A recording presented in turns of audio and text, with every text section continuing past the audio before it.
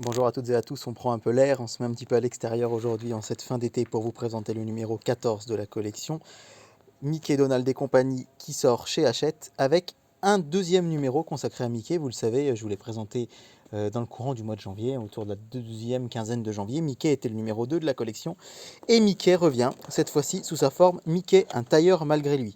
Alors effectivement, sur cette collection, ce n'était pas le cas dans les grands classiques, hein, mais sur cette collection, il faut s'attendre à avoir des personnages qui reviennent plusieurs fois. On va dire que la manne est moins importante que dans la collection des grands classiques, où là on aurait pu faire, je pense, 200-250 personnages inédits sans problème. Là, effectivement, il y aura des personnages rares, j'imagine. Enfin, de ce que j'ai vu un petit peu sur Internet, traîner à droite à gauche, il y aura des personnages rares, peu connus, mais aussi des retours de personnages. Alors, j'ai vu que ce numéro faisait un petit peu râler certains qui sont abonnés et qui ont déjà reçu les numéros, puisque à cause de la crise sanitaire, effectivement, les abonnés, enfin plutôt c'est grâce à la crise sanitaire, on peut dire, ont eu les numéros plus tôt que les marchands de journaux. Et certains disaient que cette figurine était un peu décevante. Et ben moi, honnêtement, j'ai du mal à trouver ce qui est décevant dedans. Effectivement, c'est un deuxième Mickey, mais encore une fois, sur une collection de 60, voire peut-être de 80 numéros, je trouve que c'est pas choquant que certains personnages très emblématiques reviennent. Là, en l'occurrence, il a été choisi de le mettre dans la forme de un tailleur malgré lui, qui est en fait un court-métrage sorti en 1938, dans lequel Mickey affronte un géant. Et en fait, il a vraiment le créateur de ce cartoon a voulu lui donner un look qui est vraiment très marqué Moyen-Âge, hein. On peut le remarquer à sa casquette verte, évidemment, qui peut faire penser à un autre héros Disney, Robin des Bois. Bon, vous le savez, c'est mon héros préféré, je vous le répète 100 fois, mais c'est vraiment mon Disney préféré. Alors évidemment, quand je vois Mickey Tailleur, je pense à lui. Il a cette petite plume qui va en fait être un petit peu la représentation de son caractère, puisque quand il va être heureux, elle va avoir tendance à se relever, elle va être plus tombante quand il est triste, etc. Et en fait, ce court-métrage, il faut le voir si vous avez l'occasion, parce que ça marque vraiment quelque chose d'important, hein. On sort de l'ère Steamboat Willie et des premiers cartoons avec Mickey pour quelque chose, là, vraiment, qui puisse sa source d'abord chez les frères Grimm, et puis c'est là vraiment qu'on commence, je trouve, moi, à mon avis, hein, à voir la vraie identité de Mickey, ce personnage qui est à la fois attachant, courageux, et il va vraiment, je trouve, moi, encore une fois, ce n'est que mon avis, gagner encore plus ses lettres de noblesse, pardon, grâce à ce personnage, donc du film Brave Little Tailor, le brave petit tailleur, tout simplement. En français, un film qui dure donc 9 minutes et qui nous représente Mickey face au géant. Et voilà, c'est quelque chose qui est intéressant, je pense, à découvrir. Et je vous invite vraiment, si vous avez l'occasion, à le voir, ce court-métrage. Il est peut-être sur Disney+, j'ai pas vérifié. En tout cas, il doit pas être difficile à trouver sur Internet. Et ce n'est que 9 minutes, mais c'est quelque chose d'assez intéressant. Et la figurine, je trouve personnellement, est quand même très belle. Je m'attendais à ce qu'elle soit beaucoup plus petite que cela. Et en fait, non, c'est un Mickey assez imposant, hein, qui nous est proposé, comme vous pouvez le voir.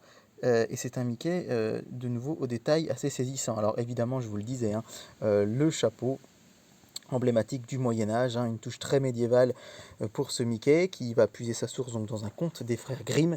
Évidemment, c'est pas la première fois, enfin c'est surtout pas la dernière fois, pardon, que Disney va s'inspirer des contes des frères Grimm pour les aventures de ses héros, particulièrement dans les grands classiques. Mais là, effectivement, on a cette touche médiévale de Mickey avec son chapeau, et puis évidemment, tout bon tailleur qui se respecte avec sa paire de ciseaux. Et ce Mickey là, effectivement, la possède également. Alors c'est une figurine qui est dans la moyenne de taille des figurines de la collection. Évidemment, elle est moins imposante, hein, que le Raptou que je vous présentais l'avant-dernière fois, ou que Patibulaire qui est lui très très imposant. Mais ça reste quand même une très jolie figurine que je suis heureux d'avoir dans ma collection. Vraiment. Et oui, je me disais, bon, peut-être que ce sera un numéro un peu mineur, mais en fait, non, ça va. Je la trouve vraiment chouette. Alors, je vous invite à essayer d'aller voir ce film, donc Mickey Petit Tailleur, encore une fois, qui vous permettra de connaître un peu plus ce personnage. Et puis sinon, je vous ai sorti là mes Blu-ray, je vous l'ai dit, Robin des Bois. Je vous Comme vous pouvez le constater, j'ai même deux fois le Blu-ray, hein, édition classique que j'avais acheté au tout début lorsque j'ai eu ma collection de Blu-ray. Et j'ai commencé ma collection, et puis l'édition Fnac Steelbook qui est absolument magnifique. Mais encore une fois, vu que j'adore ce film, je pense qu'il pourrait y avoir 15 éditions que je les achèterais toutes. Et en fait, en bonus, il y a Mickey au Moyen-Âge. C'est un super court-métrage également. C'est vraiment quelque chose qui me plaît beaucoup. Alors je ne sais pas si c'est disponible sur Disneyflix, mais je pense qu'on est à une période où il faut aussi soutenir le format Blu-ray, il faut soutenir le cinéma dans sa globalité, mais c'est vrai que les supports physiques sont importants. Et moi, je trouve que c'est toujours beau d'avoir une belle collection de Blu-ray. Et du coup, j'ai saisi l'occasion de ce Mickey Tailleur pour vous parler ben voilà, de ce court-métrage qu'on trouve en bonus. Et c'est souvent ce qui manque un peu sur les plateformes Netflix, Prime et compagnie. Effectivement, ce sont les bonus. Et là, vous voyez, avec Robin des Bois, ben, vous avez tout un tas de choses, de jeux, de courts-métrages, etc. Mais c'est vraiment quelque chose qui me tenait à cœur de vous parler, voilà, en filigrane, on va dire, de la découverte de ce numéro 14. Alors pour l'instant, la collection, je pense la continuer au moins, comme je vous le disais, jusqu'au numéro 21, qui sera le troisième Raptou, parce que j'ai vraiment envie de constituer ce triptyque. Me connaissant, c'est pas impossible que j'aille au-delà, mais en tout cas, sachez que je continuerai à vous présenter ces numéros jusqu'au 21. Et le numéro 15 sera consacré à Clarabelle. Alors Clarabelle, c'est un personnage que j'aime beaucoup, là aussi.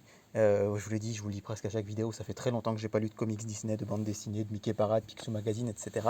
Mais étant enfant, j'en lisais beaucoup et c'est vrai que Horace et Clarabelle sont deux personnages que j'aime bien et je suis content qu'ils apparaissent là dans les futurs numéros parce que voilà, c'est des personnages qui ont un bon goût de nostalgie, un bon goût d'enfance pour moi quand je pense à eux et du coup c'est chouette de les retrouver. Voilà, c'était la présentation du Mickey numéro 14, un tailleur, héros malgré lui, actuellement chez vos marchands de journaux, et c'est donc chez Hachette Collection. Voilà, je vous souhaite une très très belle fin d'été, et puis je vous dis à très bientôt donc pour de nouvelles présentations sur la chaîne.